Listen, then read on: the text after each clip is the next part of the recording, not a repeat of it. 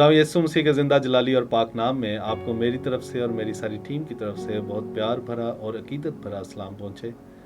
मैं खुदावंद का मशकूर हूँ आज के इस खूबसूरत दिन के लिए। खुदावंद ने फजल बख्शा कि मैं एक बार फिर आपकी खिदमत में हाजिर हूँ। हमारा आज का इन्वान है मसीही ज़िंदगी या यीशु मसीह की पैरोकारी।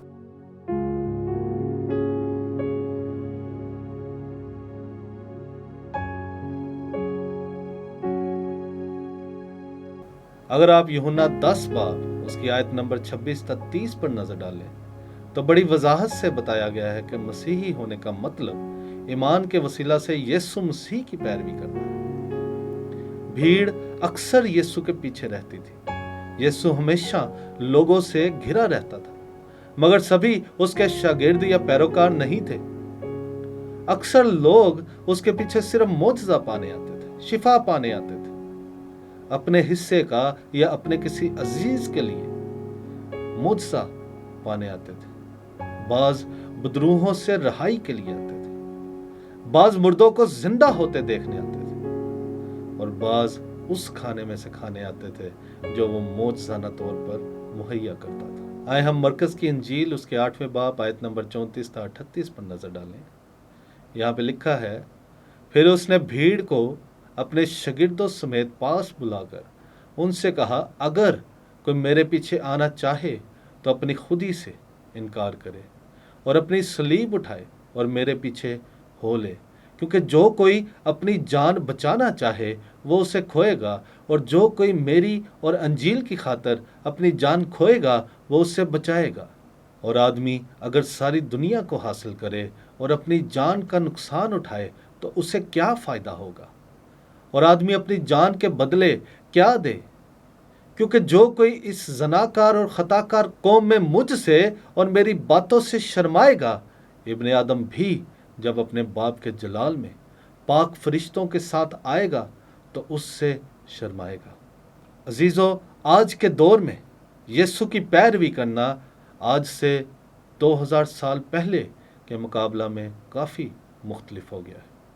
बहुत से लोग ये सोचते हैं कि अगर हम कभी कभार चर्च चले जाएं, अच्छा सरमन सुन के थोड़े बहुत जोशीले नारे लगा लें, या क्रिसमस पे कुछ लोगों को खाना खिलाकर, या गुड फ्राइडे पे 3-4 देगें चढ़ाकर अच्छे मसीही बन जाते हैं, तो ये बात कलाम के मुताबिक दुरुस्त नहीं है। इब्तदाई मसीहियों के लिए मसीह की पैरवी या पैरोकारी करना, उसके पीछे चलना एक तर्ज जिंदगी था, एक जिंदगी गुजारने का तरीका था। अगर आप यीशु के सच्चे पैरोकार बनना चाहते हैं, उसके सच्चे शागिर्द बनना चाहते हैं, तो ज़रूर है कि आप आज अपनी खुदी को रद्द करें, अपनी खुदी का इनकार करें, अपनी सलीब उठाएं और उसके पीछे चलते रहें। बहनों और भाइयों, आज मैं आपसे पूछना चाहता हूँ, क्या आप तैयार हैं खुदी को रद्द करके यीशु की पैरवी करने के लिए? अपनी बशरी हालत और ख्वाहिशों को तर्क करके यीशु के पीछे चलने के लिए तैयार हैं? आपको किस चीज़ की ज़्यादा फिक्र रहती है? अपनी दुनियावी ज़िंदगी की, इसकी आसाइशों की, या हमेशा की ज़िंदगी? आप दुनिया में अपना माल इकट्ठा कर रहे हैं या आसमान पर? आपको ज़िंदगी की आसाइशें चाहिए या रूह की नजात? आपको ज़्यादा डर यीशु के लिए शर्मिंदगी उठाने से लगता है कि इस बात से लगता है कि कहीं यीशु आपको देखकर शर्मिंदा ना हो जाए? याद रखें, कलाम में लिखा है, यीशु के मुंह के अल्फाज, जहां आपका माल है वहां आपका दिल भी लगा रहता है,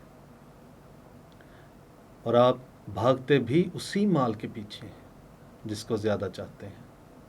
आप नौकरी या काम पर, जॉब पर इसलिए जाते हैं, अपना खून पसीना इसलिए बहाते हैं क्योंकि महीने बाद जो आपको तनख्वाह, जो आपको वेजेस मिलती हैं, उससे आपकी ज़िंदगी के मामूलात चलते हैं, ज़िंदगी की आसाइशें आती हैं। अगर आज आप यीशु की पैरवी करना चाहते हैं और उसके पीछे चलना चाहते हैं तो आपको ज़मीनी ज़िंदगी में बहुत कुछ छोड़ना पड़ेगा, खुदी का इनकार करना पड़ेगा, तभी आप हमेशा की ज़िंदगी के वारिस बनेंगे। کیا آپ یسوع کے پیچھے چلنا چاہتے ہیں؟ تو ذرا اس کی قیمت پر، اس کی کوسٹ پر دھیان دیں۔ لوکا 14 باب اس کی آیت نمبر 25 تا 33 میں لکھا ہے، جب بہت سے لوگ اس کے ساتھ جا رہے تھے تو اس نے پھر کر ان سے کہا، اگر کوئی میرے پیچھے آئے اور اپنے باپ اور اپنی ماں اور بیوی اور بچوں اور بھائی اور بہنوں، جو کوئی اپنی صلیب اٹھا کر میرے پیچھے نہ آئے، وہ میرا شاگرد نہیں ہو سکتا۔ کیونکہ تم میں ایسا کون ہے کہ جب وہ ایک برج بنانا چاہے تو پہلے بیٹھ کر لاگت کا حساب نہ کر لے کہ آیا میرے پاس اس کو تیار کرنے کا سامان ہے یا نہیں؟ ایسا نہ ہو کہ جب نیو ڈال کر تیار نہ کر سکے تو سب دیکھنے والے یہ کہہ کر اس پر ہنسنا شروع کریں کہ اس شخص نے عمارت شروع تو کی مگر تکمیل نہ کر سکا۔ یا کون ایسا بادشاہ ہے جو دوسرے بادشاہ سے لڑنے جاتا ہو اور پہلے بیٹھ کر مشورہ نہ کر لے کہ آیا میں 10,000 سے اس کا مقابلہ کر سکتا ہوں یا نہیں، جو 20,000 لے کر مجھ پر چڑھا آتا ہے؟ نہیں تو جب وہ ہنوز دور ہی ہے، ایلچی بھیج کر شرائط صلح کی درخواست کرے گا۔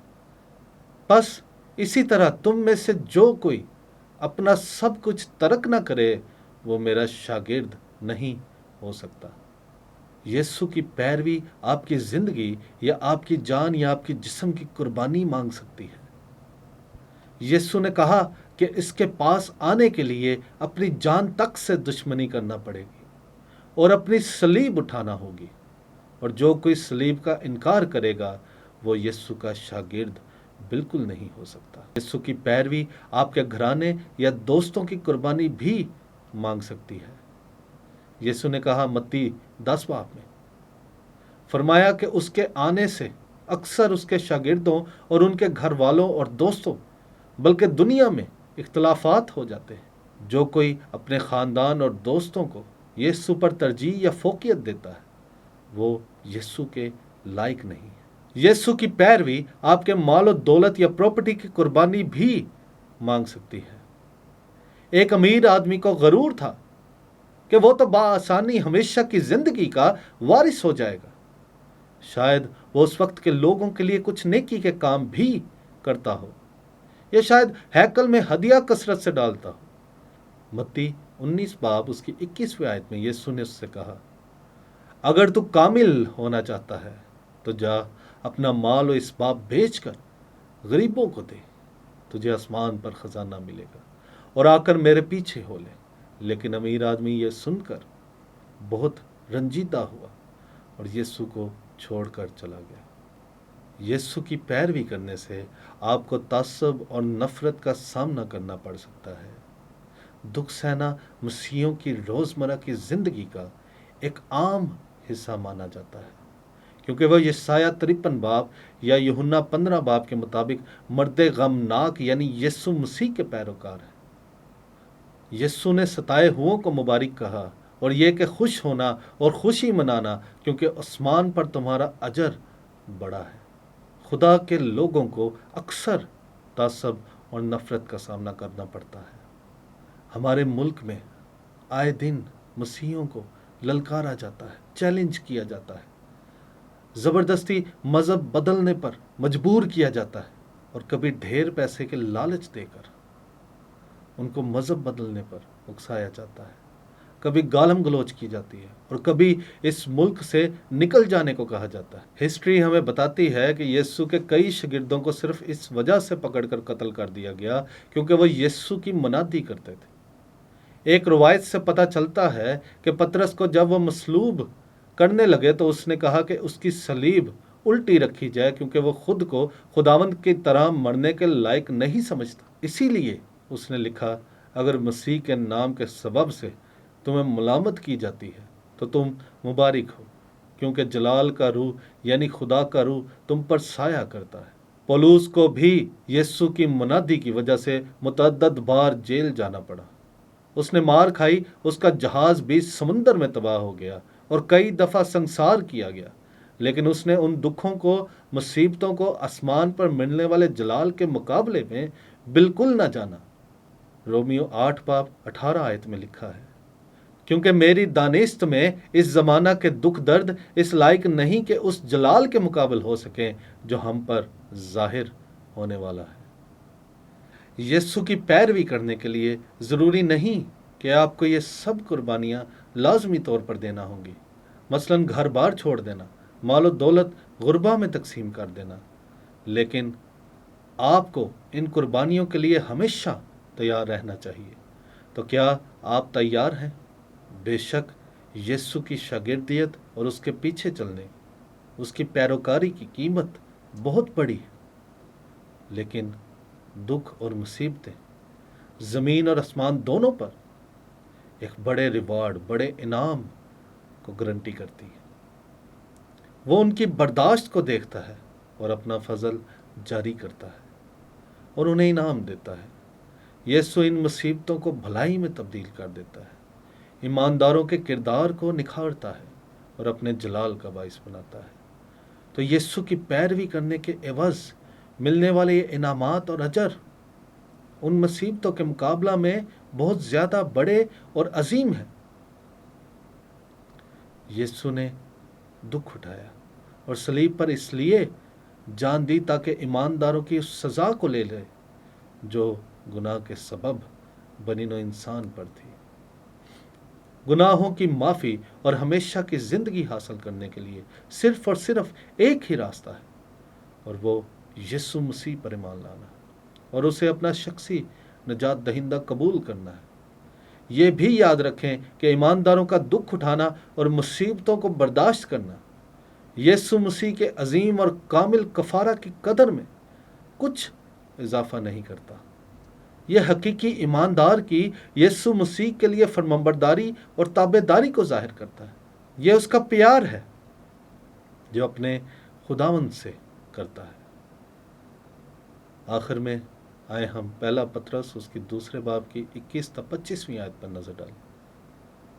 और तुम इसी के लिए बुलाए गए हो क्योंकि मसीह भी तुम्हारे वास्ते दुख उठाकर तुम्हें एक नमूना दे गया है ताकि उसके नक्शे कदम पर चलो।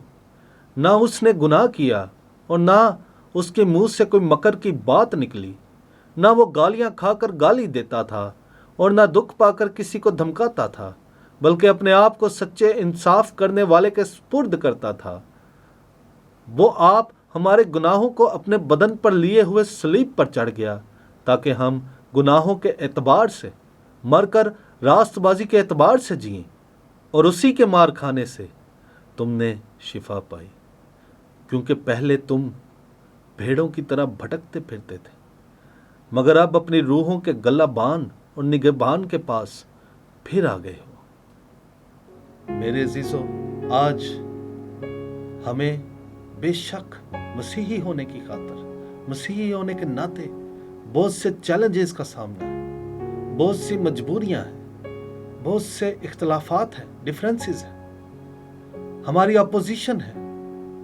मगर हमें याद रखना चाहिए कि नबियों और शागिर्दों को भी इसी तरह इज़ार-ए-सानियां या मुसीबतें सहना पड़ी थी। हमें किसी भी वजह से, किसी लालच से, किसी डर खौफ से अपने खुदावंद से दूर होना नहीं चाहिए।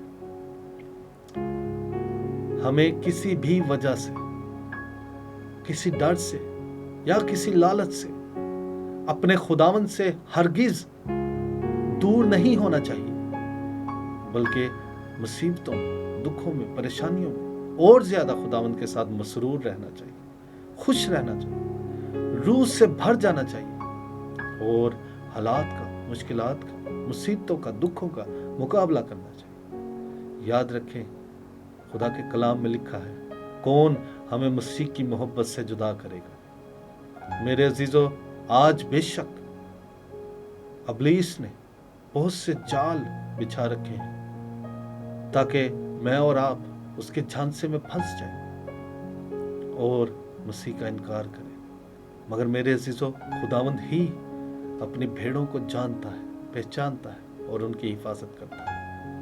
खुदावंद आपको इस कलाम के वसीला से बड़ी बरकत दे, आपको अपने जलाल के लिए कसरत से इस्तेमाल करे।